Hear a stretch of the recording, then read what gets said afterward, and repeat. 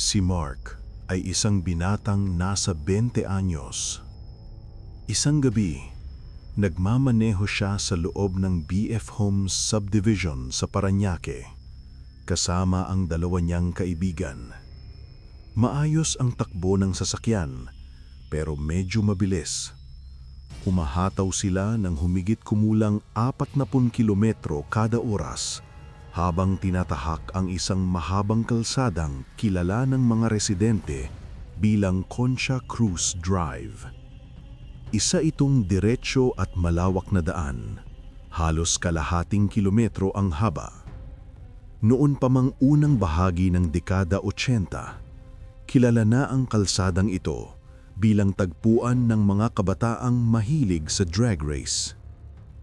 Habang nasa biyahe, biglang kumaway si Ronnie, isa sa mga sakay.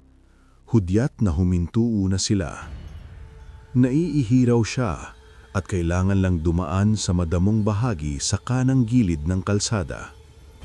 Malapit na ang hating gabi noon. Tahimik ang paligid. Walang ibang sasakyan. Walang ingay.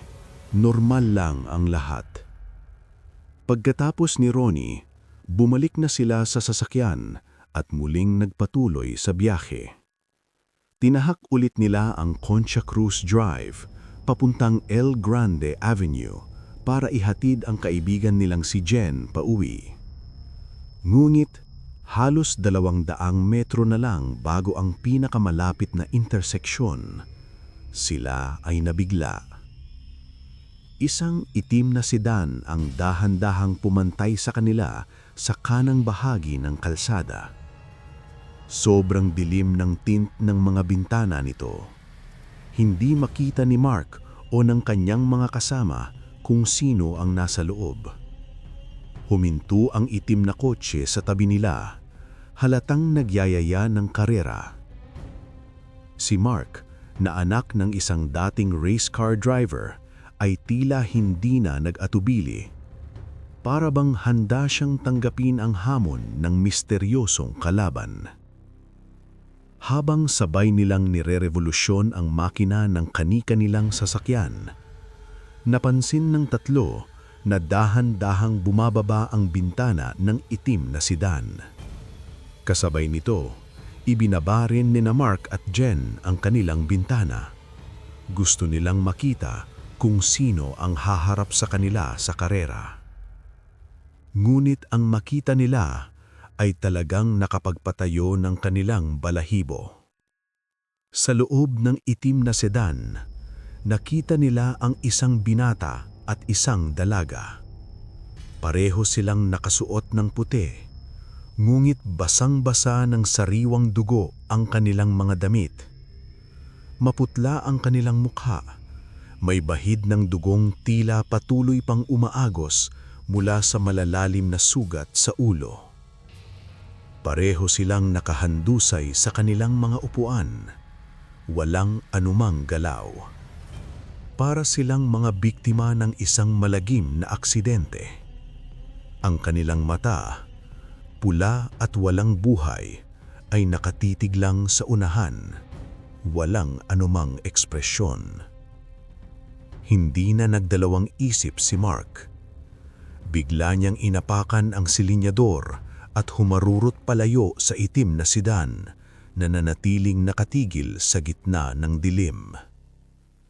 Nang lingunin ni Jen ang kalsada sa likuran, wala na siyang nakita, kundi ang makapal na kadiliman at ang mahinang ilaw ng isang poste na pasulpot-sulpot ang kisap. Dali-dali silang tumakbo papunta sa pinakamalapit na bahay sa Concha Cruz. Halos mabasag ang pintuan sa lakas ng katok nila hanggang sa may isang babae na tuluyang nagbukas at pinapasok sila. Lahat sila ay naninginig mula ulo hanggang paa, maputla sa matinding takot. Pagkarinig ng kanilang ikinuwento, pinaupo muna sila ng may-ari ng bahay, si Mrs. Tirona, saka nagsalita. At doon niya sinimulan ang isang kwento. Noong unang bahagi ng dekada 80, ang Concha Cruz Drive ang paboritong tambayan ng mga mahilig sa karera. Tuwing bandang 9:00 ng gabi, nagtitipon-tipon ang mga kabataan sa isang bahagi ng kalsada. Umiinom ng beer, nagpapatugtog ng malalakas na musika mula sa mamahaling stereo ng kanilang mga sasakyan at pinapaangil ang mga loaded na makina. Karamihan sa kanila ay nakatira lang din sa BF Homes at mga karatig subdivision. Isa sa mga pinakasikat na racer noon ay si Eric. Hindi niya tunay na pangalan. Siya ang kinikilalang pinakamabilis sa grupo. Minamaneho niya ang isang jet black na Toyota Macho Machine na regalo ng kanyang ama sa ika-23 niyang kaarawan. Isang linggo ng hapon, magkasama sina Eric at ang girlfriend niyang si Janina habang binabagtas ang Concha Cruz Drive. Bigla na lang silang pinantayan ng isa pang racer, si Bernard, na agad siyang hinamon sa isang karera.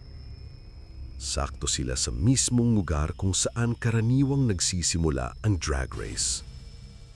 Nakiusap si Janina kay Eric na huwag na at sinubukan din ni Eric na umatras, pero mapilit si Bernard. Sa huli, napilit niya si Eric na tanggapin ang hamon. Habang sabay na pinapaangil ng dalawang driver ang kanilang mga makina, pilit na kinukuhang isuot ni Janina ang kanyang seatbelt. Sinabihan pa niya si Eric na mag-seatbelt din.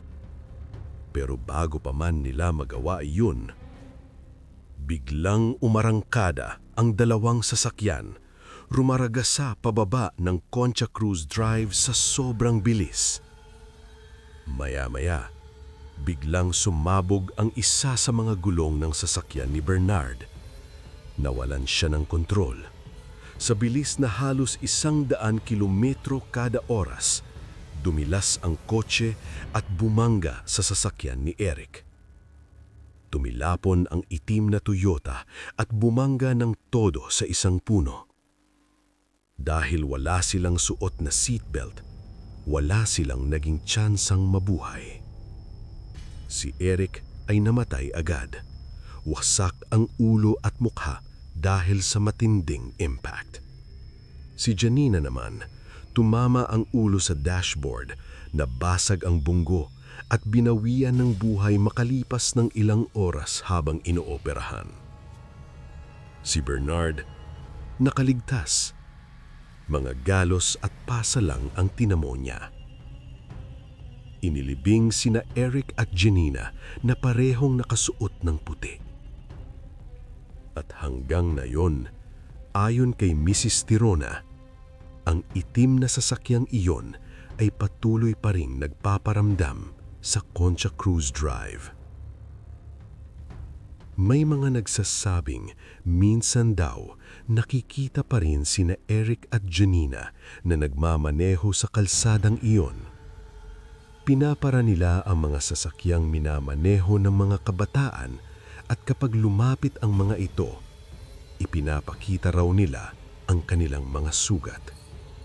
Marahil, iyon na raw ang paraan nila para balaan ang mga kabataan na huwag nang uulitin ang karerang minsan nang pumatay sa kanila.